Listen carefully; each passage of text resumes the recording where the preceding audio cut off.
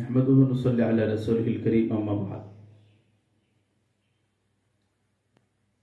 لو أنزلنا هذا القرآن على جبل لرأيته خاشعا متصدعا من خشية الله.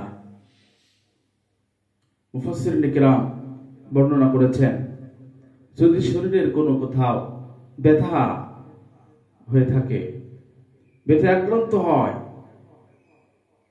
ওই সময় যদি কোনো ব্যক্তি এই আয়াতটি পাঠ করে, لو أنزلنا هذا القرآن على جبل لرأيته خاشعا متصدعا من خشية الله, এই আয়াতটি পাঠ করে যদি ব্যথার স্থানে ফুঁক দেওয়া হয়, তাহলে আল্লাহর রহমতে তার ব্যথা সম্পূর্ণ সেরে যাবে, সে মুক্তি লাভ করবে ব্যথা হতে, আল্লাহ পাক শেফা আরোগ্য দান করবেন।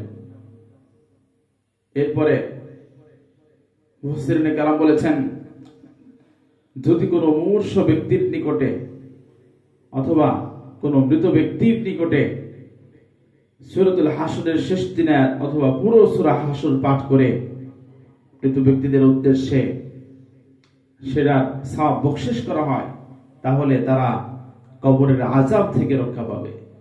কোনো মূর্ছ ব্যক্তির নিকটে পাঠ করে করা হলে তার মৃত্যু যন্ত্রণা কমে যাবে, আল্লাহ পাক কমিয়ে দিবেন। এভাবে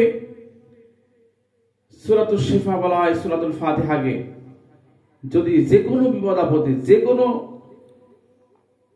সমস্যাতে, যে কোনো অসুখ বিসুখে তার শেফার জন্য সূরা ফাতিহা পাঠ করে ফুঁক দেওয়া হয়, ফুঁক দেওয়া পানি খাওয়া হয়, তাহলে বিশেষ করে ঝাড়ফুঁক করা হয়, তাহলে সূরা ফাতিহার বরকতে আল্লাহ পাক তাকে শেফা দান করবেন।